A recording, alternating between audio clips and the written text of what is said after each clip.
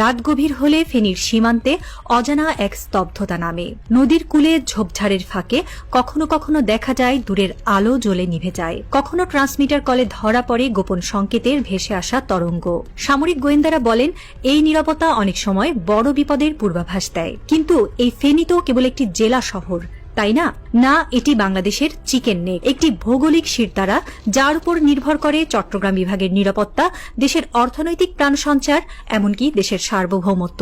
সাম্প্রতিক গুঞ্জন বলছে ফেনীতে একটি স্থায়ী সামরিক ঘাঁটি স্থাপন করতে যাচ্ছে বাংলাদেশ।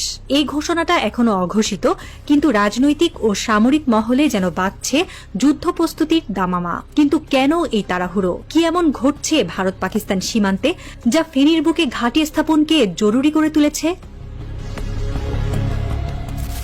বিশ্ব রাজনীতির ছাত্রদের কাছে ভারতের শিলিগুড়ি করিডর পরিচিত চিকেন নেক নামে। মাত্র 22 কিলোমিটার চওড়া এই ভূখণ্ড ভারতের মূল ভূখণ্ডকে উত্তর পূর্ব রাজ্যগুলোর সঙ্গে যুক্ত রাখে। যদি কোনো কারণে এই করিডরটি বিচ্ছিন্ন হয়ে যায়, ভারত তার 8টি রাজ্যের উপর নিয়ন্ত্রণ হারাতে পারে। ঠিক তেমনি ফেনী করিডর বাংলাদেশের জন্য একটি কৌশলগত সংকট বিন্দু। চট্টগ্রাম বাংলাদেশের অর্থনীতির হৃৎপিণ্ড।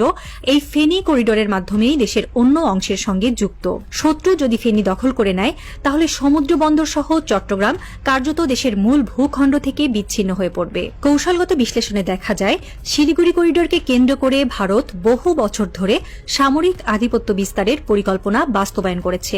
সেখানকার রাস্তাঘাট, সেনানিবাস, রাডার সিস্টেম সবই একটি পূর্ণাঙ্গ প্রতিরক্ষা চক্রে বাধা। এমনকি এই করিডরকে রক্ষার জন্য ভারত তার পারমাণবিক কৌশলের অংশ হিসেবেও বিবেচনা করে।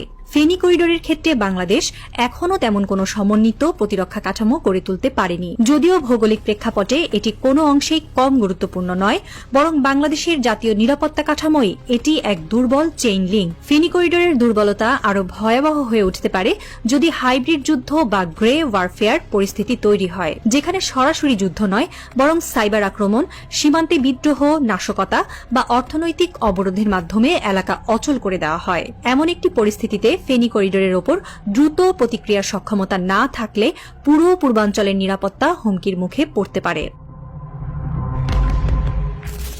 শিলিগুড়ি করিডর ভারতের জন্য যেমন পশ্চিম থেকে পূর্বে যাওয়ার একমাত্র রাস্তা, তেমনি ফেনী বাংলাদেশের অভ্যন্তরীণ রুটে চট্টগ্রাম ও কক্সবাজার সংযোগের জন্য একমাত্র স্থলপথ। অতএব ফেনী হারালে শুধু কৌশলগত মাটি নয়, হারানো হবে দেশের ভবিষ্যৎ বাণিজ্য কেন্দ্র, বঙ্গোপসাগরের ব্লু ইকোনমির স্বপ্ন। ফেনী ও শিলিগুড়ির আরেকটি অভিন্ন বৈশিষ্ট্য হল উভয় করিডরে রয়েছে জাতিগত সংবেদনশীলতা। ভারতের শিলিগুড়ির আশেপাশে রয়েছে গোর্খা ও ভুটানি জনগোষ্ঠী, যাদের উপর বিদেশি প্রভাব থাকা সম্ভব। ফেনীতেও রয়েছে কিছু ঐতিহাসিক ও সামাজিকভাবে গুরুত্বপূর্ণ এলাকা, যেগুলো অস্থিরতায় দ্রুত প্রভাবিত হতে পারে। শত্রুপক্ষ চাইলে এই জনঘন অঞ্চলকে ব্যবহার করতে পারে মানব ঢাল বা বিভ্রান্তির কেন্দ্র হিসেবে। এই সব বিশ্লেষণের আলোকে বোঝা যায়, ফেনী করিডরের ভবিষ্যৎ রক্ষায় সামরিক ঘাঁটি স্থাপন শুধু এক প্রাসঙ্গিক উদ্যোগ নয়, এটি একটি অপরিহার্য নিরাপত্তা পদক্ষেপ যা বাংলাদেশের সার্বভৌমত্ব ও কৌশলগত ভারসাম্যের চাবিকাঠি হয়ে উঠতে পারে। এটি এমন এক সিদ্ধান্ত যেটি দেশের প্রতিরক্ষা নীতির ইতিহাসে একটি মোড় বদলের সূচনা ঘটাতে পারে। যেমনটি শিলিগুড়ি করিডর ভারতের প্রতিরক্ষা নীতিকে ঢেলে সাজাতে বাধ্য করেছিল। বিশেষজ্ঞদের মতে, ভারত যদি উত্তর পূর্বাঞ্চল নিরাপদ করতে শিলিগুড়িতে সেনা জড়ো করে, তাহলে বাংলাদেশকেও ফেনী করিডর শক্তিশালী করতেই হবে। স্বাধীনতার পর থেকেই ফেনী একটি নরম পেট, একটি দুর্বল প্রতিরক্ষা অঞ্চল হিসেবে চিহ্নিত হয়ে আসছে।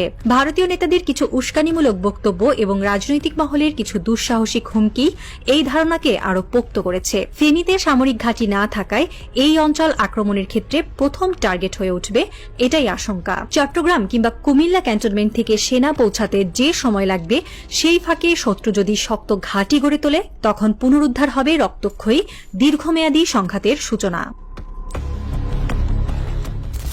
ডক্টর ইউনূস, যিনি এই মুহূর্তে দেশের অন্তর্বর্তী সরকারের হাল ধরেছেন, দৃঢ়কণ্ঠে উচ্চারণ করেছেন, নিরাপত্তা ছাড়া উন্নয়ন এক মরীচিকা। একজন অর্থনীতিবিদ হলেও তিনি বুঝতে পেরেছেন অর্থনীতি নিরাপত্তার পেছনে হাঁটে, আর তাই ফেনীর কৌশলগত গুরুত্ব অনুধাবন করে সামরিক প্রকল্পের নকশা প্রস্তুত করা অত্যন্ত জরুরি। সামরিক বিশ্লেষকরা বিশ্বাস করেন, কৌশলগত প্রতিরক্ষা মানে কেবল প্রতিক্রিয়া নয়, বরং প্রতিরোধ, এবং প্রতিরোধ গড়ে তুলতে হলে ঘাঁটি চাই, চোখের সামনে, শত্রুর নিশানার ওপর।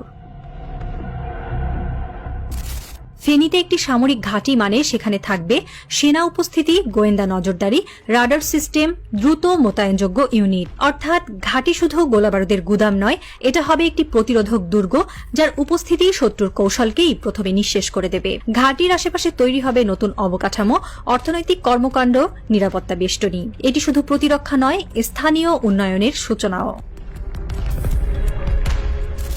গণমাধ্যমে এখনো অফিসিয়াল কিছু না এলেও গুঞ্জন শোনা যাচ্ছে ফেনীতে ঘাঁটি স্থাপনের সম্ভাব্য জায়গা চিহ্নিত করে ইতোমধ্যে অবকাঠামোগত সমীক্ষা শুরু হয়েছে। বিশেষ প্রকৌশল দল নিয়োজিত হয়েছে পরিবেশ ও লজিস্টিক মূল্যায়নে। সরকার এখনও এ বিষয়ে মুখ খোলেনি, তবে বিশেষজ্ঞরা বলছেন ফেনীকে ন্যাশনাল স্ট্র্যাটেজিক প্রোটেকশন জোন ঘোষণা করা সময়ের দাবি।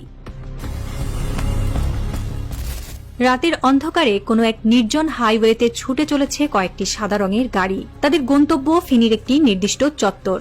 গাড়িগুলোতে রয়েছেন সামরিক পরিকল্পনা বোর্ডের সদস্যরা, সঙ্গে গোয়েন্দা বাহিনীর শীর্ষ কর্মকর্তা। তাদের হাতে থাকা ম্যাপগুলোয় লাল রঙে দাগানো অসুরক্ষিত অঞ্চল, ঠিক ফেনী করিডোরের বুক বরাবর। একজন কর্নেল কাচে মুখ রেখে বলেন, দেরি করলে সব শেষ হয়ে যাবে। তার পাশে বসে থাকা দেশপ্রেমী বড় জেনারেল চোখ সরান না ম্যাপ থেকে, ধীরে বলেন, আমরা আর পেছনে যাব না। এবার ফেনী থেকেই শুরু হবে বাংলাদেশের প্রতিরক্ষা বিপ্লব। গাড়িগুলোর আলো মিলিয়ে যায় ধোঁয়াটে রাতের কুয়াশায়, আর দূর থেকে ভেসে আসে দুর্বেদ্য প্রতিরক্ষা মানেই নতুন যুদ্ধের ছায়া। তবে এবার এই যুদ্ধ হবে প্রস্তুতির, কৌশলের আর আত্মবিশ্বাসের। ফেনীর ঘাঁটি কেবল ইট পাথরের একটি নির্মাণ নয়, এটি এক নতুন যুগের শুরু। এর আড়ালে লুকিয়ে থাকতে পারে এমন এক কাহিনী যার শেষ কেউ জানে না, অন্তত এখনো না।